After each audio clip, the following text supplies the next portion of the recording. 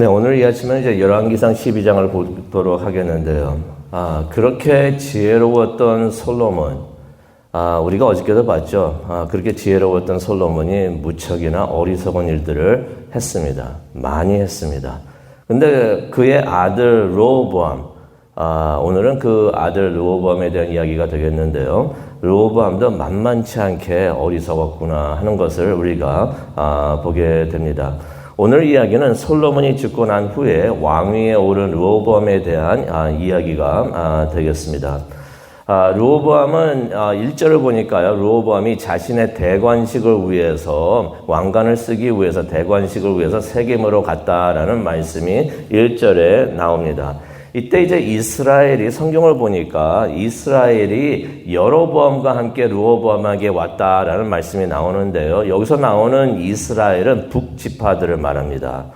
이제 오늘 말씀이 참 우리 한국인들에게는 특별히 다가오는데요. 우리도 남북으로 갈라져 있는데 이스라엘이 이제 남북으로 갈리는 이야기가 되겠습니다. 그래서 여기서 말하는 이스라엘은 북지파들을 이제 말을 하는데요. 그들이 이제 여로보암과 함께 르호보암, 새로 왕이 되는 르호보암에게 와가지고 애원을 합니다. 세금을 내려달라고 이제 애원을 하는 것이 이제 우리가 3절을 통해서 보게 됩니다. 그 내용은 우리가 4절을 통해서 볼 수가 있는데요. 어떤 내용이었냐면 당시 르호보암의 아버지 솔로몬이 되죠. 솔로몬이 그들에게 강제 노동과 무거운 세금을 내게 했다고 말을 합니다. 그게 너무나 큰 멍해가 됐다고 하소연을 하면서 이 멍해 좀 가볍게 해달라고, 안 내겠다는 것이 아니에요. 세금을 안 내겠다는 것들도 아니고 이 세금이 너무나 많은데 이 세금 좀 가볍게 해 주십시오. 그러면은 우리가 당신을 섬기겠습니다. 새로운 왕을 섬기겠습니다. 라고서 말을 합니다. 솔직히 우리가 역사를 보게 되면은 솔로몬이 잘한 일은 아닙니다. 세금을 이렇게 내게 하는데요. 어떻게 했냐면은 자신의 유다 지파만 쫙 빼가지고 나머지 지파들에게 많은 강제 노동과 무거운 세금을 내게 한 것을 우리가 보게 됩니다. 그리고 보니까 불공평하잖아요. 이거 누가 봐도 불공평한 거고, 이스라엘 사람들이 그 다른 지파 사람들이 아마 불만이 가득했었을 것입니다. 근데 이제 솔로몬이 있을 때는 말을 못 하다가 이제 아들이 왕이 되니까 아들은 다르겠지, 아버지와 다르겠지라고 생각을 하면서 그런 소망을 가지고 르호보암에게 와가지고 도움을 청했던 것입니다. 그러면서 이제 이스라엘과 여로보암이 나오죠. 여로보암이 이제 나오는데 4절을 보니까 이 사람들이 뭐라고 말을 하냐면은, 그렇게 해주면은 우리가 당신을 섬기겠습니다. 왕을 섬기겠습니다. 라고 말을 합니다. 이게 참 중요한데요. 우리가 열왕기상 11장을 보더라도 알 수 있는 것이 선지자를 통해서 북지파들의 열 지파들의 왕이 될 사람이 여로보암이라는 것을 들어서 알고 있었습니다. 여로보암이 왕이 된다는 것을 알고 있었으면서도 르호보암에게 와가지고 이렇게 우리에게 해주기만 한다면은 우리가 당신을 섬기겠습니다. 라고서 말을 했던 것입니다. 많이 양보를 한 거죠. 많이 양보를 해가지고 이렇게라도 해주면은 우리가 당신을 섬기겠습니다. 라고서 말을 했던 것입니다. 이 말을 들은 르호보암이 6절을 보니까 그 나라의 원로들하고 이제 상의를 합니다. 여기서 나오는 원로들은 누구를 말하면 이제 솔로몬을 섬겼던 경험이 많은 이제 정치가들을 의미하는데요. 그들이 이런 조언을 합니다. 그들의 조언이 7절에 나와 있는데요. 왕이 당신이 그들이 처한 안타까운 형편을 봐주고 좋게 그들에게 말을 해주면은 그들이 아마 당신을 영원히 섬길 것입니다. 라고서 그런 조언을 해줍니다. 그들이 지금까지 많은 고생을 했으니까 그들의 청을 들어주십시오. 라고서 조언을 해주는 것입니다. 선한 왕이 되라는 것입니다.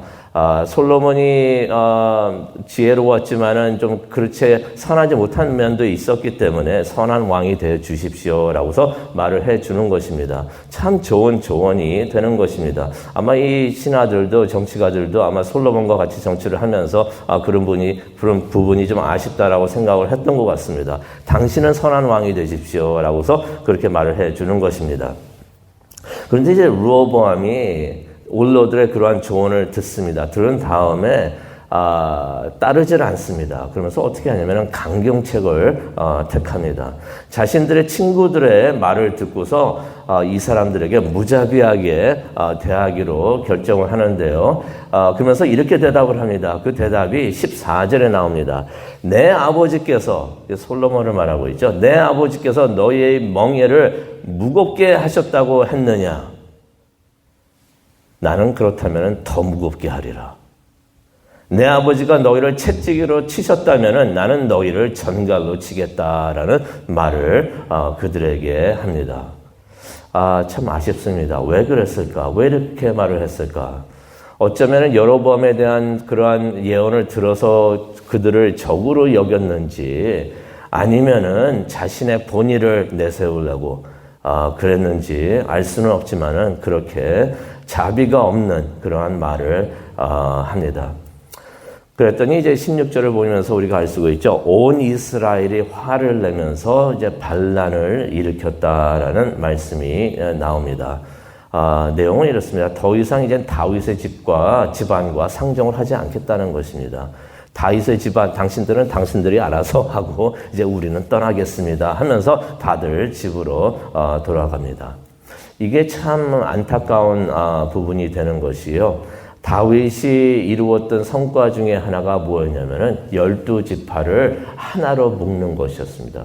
다윗을 통해서 12지파가 하나가 되었는데 그러한 12지파의 동맹이 깨지게 되는 순간이 되는 것입니다.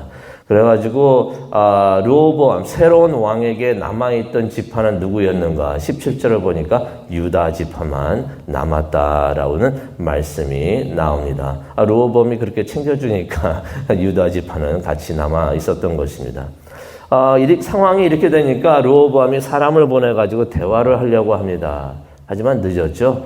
18절을 보니까 이스라엘이 그 왔던 사람을 돌로 쳐서 죽이는 일이 있게 됩니다. 그랬더니 이제 르호보암이 이거 나도 위험하겠다라고 생각을 하면서 서둘러 가지고 예루살렘으로 피신을 합니다. 도망을 갑니다. 이게 18절에 나와 있습니다. 참 아쉽죠. 온 나라가 함께 기뻐하면서 잔치를 해야 하는 그 대관식. 어떻게 보면 대통령 취임식이잖아요. 대통령 취임식과 같은 그러한 날이 나라가 갈라지는, 그리고 왕은 간신히 목숨을 피하기 위해서, 구하기 위해서 피난을 가는 그러한 날이 되었던 것입니다. 그래서 이제 르호보암이 예루살렘에 돌아와가지고 21절 보니까 군사를 모읍니다. 반란한 세력이 있으니까 가서 쳐야죠. 가서 치겠다고 생각을 하면서 이 반란 세력 가만히 두면 안 되겠다고 하면서 군사를 모읍니다. 그때 모은 군사가 몇 명이었는가? 21절을 보니까 18만 명이 모였다라는 기록이 나와 있습니다. 왕이 되자마자 무엇을 하려고 합니까? 내전을 치르려고 합니다. 내전을 치르려고 이제 계획을 세우는데요. 하나님께서 이때 나타나셔서 말씀을 해 주십니다. 24절에 나오죠. 싸우지 말라고 말씀을 하십니다. 그러면서 뭐라고 하시면 이게 전부 다 내가 하는 일이다 라는 내용의 말씀을 하십니다. 맞죠? 하나님께서 솔로몬이 그렇게 하나님의 말씀을 어기면서 하나님의 지혜로운 왕이었는데 하나님의 뜻을 알면서도 하나님의 뜻을 그대로 행하지 않았던 왕이 솔로몬이었습니다. 솔로몬의 그러한 것을 하나님께서 보시면서 하나님께서 심판을 내리고 이러한 벌을 내리셨는데 솔로몬 때문에 이제 남북으로 갈리는 것을 우리가 보게 되는데 하나님께서 말씀을 해주시는 것입니다. 이게 다 내가 하는 일이다. 그랬더니 18만 명이 모였던 군사들이 그러한 하나님의 말씀을 듣고서 하나님의 말씀에 순종을 합니다. 그래서 모두 집으로 돌아갔다라는 말씀이 나옵니다. 한편 이스라엘의 여로보암은 무슨 일을 하였는가? 백성들이 예루살렘에 가가지고 예배하는 것을 이제 정치를 하죠. 정치를 하는데 안 좋은 정치를 합니다. 북쪽에 있는 지파들이 예루살렘에 가서 예배하는 거, 이것은 막아야겠다라고 생각을 합니다. 그러다가는 예루살렘에 붙어가지고 유다 지파에 붙겠다라는 생각을 합니다. 그래서 무슨 일을 합니까? 광야 때 출애굽을 하면서 했던 그 안 좋은 일을 답습을 하는데요. 금송아지들을 만듭니다. 금송아지들 2개를 만들어가지고 하나는 베델에 다른 하나는 단에 둡니다. 그러면서 무슨 말을 하냐면은 출애굽 때 당신들을 가나안으로 인도했던 신이 바로 금송아지입니다라고 말을 합니다. 그러면서 이 금송아지를 예배하라라고 말을 하면서 하는 것이 28절을 통해서 우리가 보게 됩니다. 그뿐만이 아니죠. 여로보암이 또 어떤 일을 하게 합니까? 제사장으로 섬길 수 있는 것은 레위 자손만이 그렇게 할 수가 있는데 레위 자손이 아닌 사람들을 제사장으로 삼았다라는 말씀이 31절에 나옵니다. 이렇게 해가지고 나라가 남북으로 갈리게 됩니다. 북왕국은 이스라엘이 되고 남왕국은 유다로 분단되는 일이 일어나게 됩니다. 그리고 이스라엘 북왕국은 하나님을 버리고 우상을 섬기게 되는 바로 그 이야기를 우리가 보게 되는데 이 모든 것이 솔로몬 때문에 일어난 것을 우리가 보게 됩니다. 하나님께서 이렇게 하시겠다 하시는 그 말씀이 그대로 이루어지는 것을 보게 되는데요. 오늘 이 말씀을 생각을 하면서 우리가 기도하는 시간을 갖고자 합니다. 솔로몬도 그랬고 그의 아들 르호보암도 참 어리석었구나 라는 생각을 해봅니다. 하나님의 뜻을 찾지 않고 이기적으로 정치를 하려고 합니다. 머리를 굴려가지고 이기적으로 내가 생각하기에 좋은 것들, 그것들을 하는 그러한 솔로몬을 봤고 또 그의 아들 르호보암도 봤는데 참 어리석구나. 스스로 자기 신들은 그랬겠죠. 이것이 현명한 일이고 이것이 지혜로운 것이다 라고 생각을 했겠지만은 하나님 보시기에는 얼마나 이것이 어리석은 일이었던가. 우리도 중요한 결정을 할 때가 많이 있는 줄로 압니다. 그때 우리가 생각하기에 지혜로운 일을 택하는 것이 아니라 하나님은 지금 무엇을 생각하십니까? 무엇을 하기를 원하십니까? 하나님의 뜻을 찾는 우리 모두가 되기를 원합니다. 다윗은 그랬거든요. 무슨 일을 하더라도 지난번에 하나님이 똑같은 일을 시키셔서도 그렇게 했었지만은 하나님 이번에도 똑같은 일을 해야 됩니까? 하면서 하나님의 뜻을 찾았는데 우리는 하나님의 뜻을 찾는 다윗과 같은 사람이 되기를 원합니다. 이게 참 중요한 게 하나님의 뜻을 어길 때 너무나 크고 많은 위험이 따른다는 것을 오늘 말씀을 통해서 보게 됩니다. 하나님의 뜻을 찾고 하나님의 뜻을 세우는 우리 모두가 되고 시원 선결교회가 되기를 원합니다. 그래서 하나님과 한 걸음 한 걸음 동행하면서 하나님을 따라가는 우리 모두가 되고 또 그런 우리가 될 수 있도록 기도하는 이 시간이 되기를 간절히 축원합니다. 기도하시겠습니다. 사랑과 은혜가 충만하신 하나님 아버지 감사합니다. 오늘 이 아침 하나님 앞에 나와서 하나님을 예배하면서 하나님의 말씀을 듣습니다. 하나님의 말씀을 듣는 것은 하나님의 뜻을 찾고 또 그대로 행하기를 원하는 마음에서 저희들 이 아침에 모였습니다. 그것을 위해서 기도하는 시간을 갖기를 원합니다. 성령님께서 함께하여 주옵시고 우리의 마음을 흔들어 주시고 움직여 주셔서 하나님의 말씀을 깨닫고 그대로 행할 수 있는, 그래서 우리가 하나님과 동행할 수 있는 우리 모두가 될 수 있도록 하나님 도와주시옵소서.